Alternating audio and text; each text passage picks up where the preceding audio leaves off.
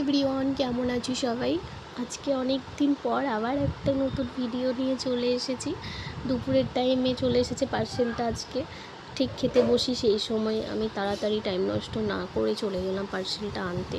কারণ ওই দাদারাও তো, ওনাদেরও তো প্রচণ্ড কষ্ট হয়ে যায় না এত গরমের মধ্যে। আমরা থাক আগে তাড়াতাড়ি পার্সেলটাই নিয়ে আসি।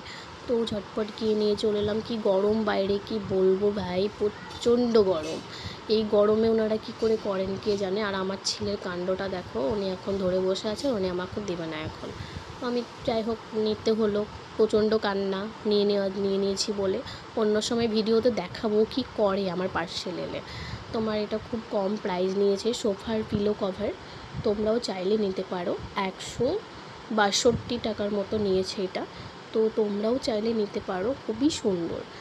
একটু সামান্য বড় আছে, ওটা মা ম্যানেজ করে দিয়েছে আমাকে। আর রিটার্ন করলাম না, একটুর জন্য আবার রিটার্ন করব, তো আর করলাম না। ঠিক আছে, কোনো ব্যাপার নেই।